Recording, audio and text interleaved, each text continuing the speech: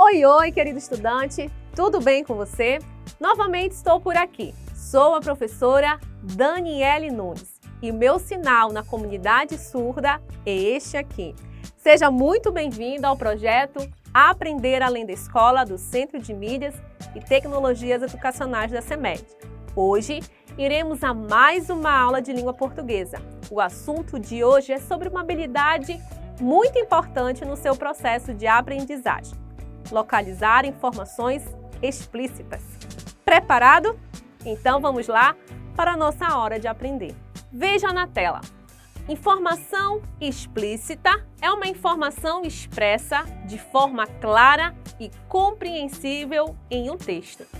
Guarde essas palavras: clara e compreensível. Com esta definição, percebemos que não é necessário ser um detetive para saber quais são as informações explícitas em um texto. É claro que a atenção e cuidado não podem ser dispensados no momento da leitura. As informações estão lá, visíveis, porém, a leitura deve ser acompanhada de cautela. Cautela? Como assim? Responde aí para mim. Como você realiza a sua leitura? Você está lendo tudo sem se preocupar com o significado e compreensão? Você analisa as imagens e tenta relacioná-las ao texto? Ou você tem a preocupação de ir parando, entendendo, voltando ao parágrafo anterior para compreender o texto? Para te ajudar, leremos um texto sobre um bicho bem curioso: a cobra cega. Você já viu alguma por aí? O que você sabe sobre ela? Vamos descobrir características interessantes agora. Venha comigo. Como vive o bicho cobra cega? Segundo alguns estudiosos desse tipo de anfíbio, as cobras cegas têm uma dieta muito sofisticada. Comem insetos, larvas de insetos e vermes da terra. Há muito tempo, a cobra cega vive no planeta. Assim, existem as primitivas, verdadeiras relíquias históricas, e as modernas.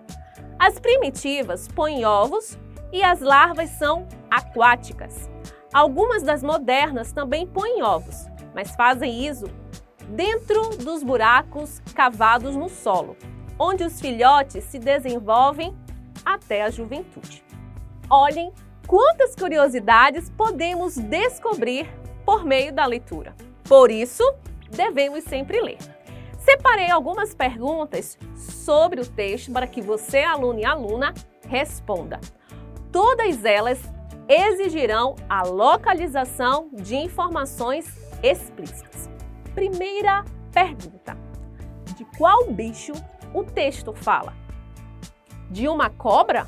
Não, não é cobra. Voltemos ao texto.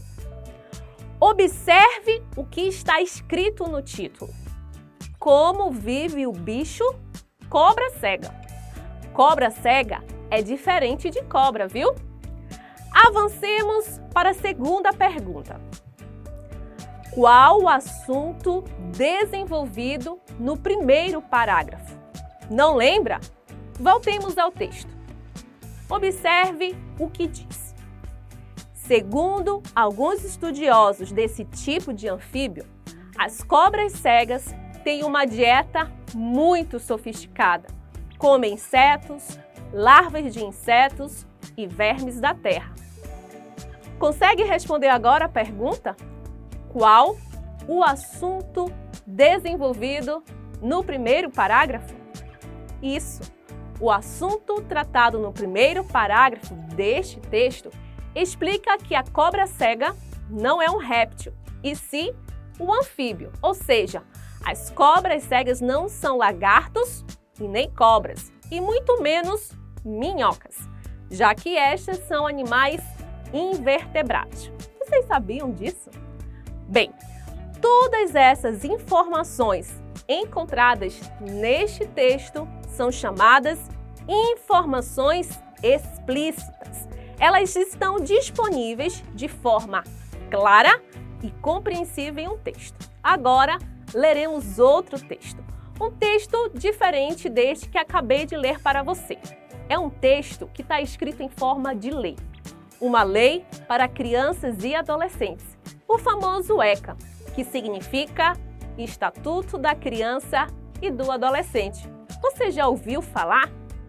Esta lei nasceu para proteger, de alguma forma, nossas crianças e adolescentes, instituindo os direitos e deveres dos cidadãos responsáveis pelos menores da sociedade e do Estado, certo? Para isso, o legislador organizou esta lei em direitos e deveres. E hoje nós leremos alguns artigos desta lei. Acompanhe. A lei, ela é composta por artigos. Na tela, nós podemos observar os artigos 15 e 16. Neles, algumas ideias são desenvolvidas. Avancemos. Artigo número 15. A criança e o adolescente têm direito à liberdade, ao respeito e à dignidade como pessoa humana, em processo de desenvolvimento e como sujeito de direitos civis, humanos e sociais, garantidos na Constituição e nas leis. Artigo número 16. O direito à liberdade compreende os seguintes aspectos. Número 1. Ir, vir e estar nos logradouros públicos e espaços comunitários, ressalvados as restrições legais. Número 2. Opinião e expressão. Número 3. Crença e culto religioso. Número 4. Brincar, praticar esportes e divertir-se. Número 5. Participar da vida familiar e comunitária, sem discriminação. Número 6.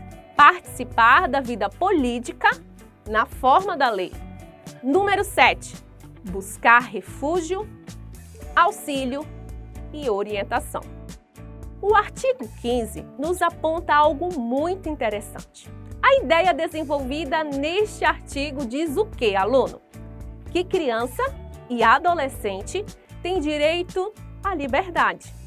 Oba, professora, eu tenho direito a fazer o que eu quiser. Afinal, a lei me ampara e diz que eu tenho direito à liberdade. Será, aluno? Vamos verificar as informações explícitas por aqui. Observe o que diz o artigo 16. O direito à liberdade compreende os seguintes aspectos. Ou seja, o que é liberdade nesta lei? Hein, aluno? Vamos verificar? Ir, vir e estar nos logradouros públicos e espaços comunitários, ressalvadas as restrições legais. Número 2. Opinião e expressão. Número 3. Crença e culto religioso. Número 4. Brincar, praticar esportes e divertir-se. Número 5. Participar da vida familiar e comunitária, sem discriminação. Número 6. Participar da vida política na forma da lei. Número 7. Buscar refúgio, auxílio e orientação. O artigo 16 deixa claro para nós leitores que você, criança e adolescente, não pode fazer simplesmente o que quer. A sua liberdade tem limites, afinal você está em processo de desenvolvimento e vive em uma sociedade. Ninguém tem uma liberdade sem limites, certo? Não precisamos aqui ler nas entrelinhas que liberdade é essa. Basta lermos com atenção e cuidado as informações explícitas oferecidas pelo texto. Depois de lermos e compreendermos por meio de 2 textos sobre informações explícitas, convido-te para a nossa hora da atividade.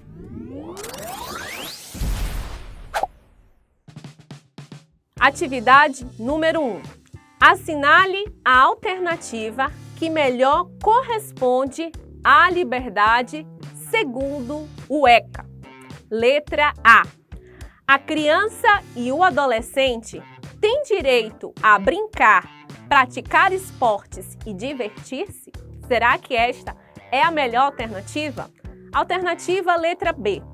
A criança e o adolescente têm direito a participar da vida familiar e comunitária sem discriminação? Letra C. Buscar refúgio, auxílio e orientação? Letra D. Todas as alternativas estão corretas. Qual melhor corresponde à liberdade segundo o ECA? A resposta correta é a letra D. Todas as alternativas estão corretas. A criança e adolescente têm direito a brincar, praticar esportes e divertir-se, está correto. Letra B. A criança e o adolescente têm direito a participar da vida familiar e comunitária sem discriminação. Está correto também que buscar refúgio, auxílio e orientação. Por isso, a alternativa correta é a letra D. Passemos para a atividade número 2. Leia o texto do cartaz abaixo. Estatuto da Criança e do Adolescente, ECA, criança de 0 a 12 anos, adolescente de 12 a 18 anos. Direitos fundamentais previstos no ECA. Direito à vida e à saúde. Direito à liberdade, ao respeito e à dignidade. Direito à convivência familiar e comunitária. Direito à educação, à cultura, ao esporte e ao lazer. Direito à profissionalização e à proteção do trabalho. O que significa ECA? Letra A. Estatuto das Crianças Alegres. Letra B. Estatuto da Criança e do Adolescente. Letra C. Lei da Criança e do Adolescente. Letra D. Lei de ensino à criança e ao adolescente. O que significa ECA? Voltemos ao texto. Olhem, observem o que está escrito. Estatuto da Criança e do Adolescente. Você não precisa ler nas entrelinhas o que aí está escrito. Há uma informação explícita. Estatuto da Criança e do Adolescente. Por isso, nossa alternativa correta é a letra B. Estatuto da Criança e do Adolescente. Passemos para a atividade número 3. A história sem fim. Era uma vez um homem que tinha um buraco no dente. Dentro desse buraco havia um papelzinho. Nesse papelzinho estava escrito assim: era uma vez um homem que tinha um buraco no dente. Dentro desse buraco havia um papelzinho. Nesse papelzinho estava escrito assim: era uma vez um homem que tinha um buraco no dente. Dentro desse buraco havia um papelzinho. Nesse papelzinho estava escrito assim: era uma vez um homem. O que estava escrito no papelzinho? Letra A. Uma caixinha. Letra B. Um buraco no dente. Letra C. Era uma vez um homem. Letra D. Uma história sem fim. O que estava escrito no papelzinho? O que você colocaria aí, aluno? Vamos verificar qual é a resposta correta? O que estava escrito no papelzinho? Era uma vez um homem. Esta informação está explícita no texto. Se você não conseguiu resolver essa questão, pare seu vídeo e verifique que esta informação está explícita no texto. Depois de fazermos e treinarmos através de atividades, convido-te para a hora da revisão.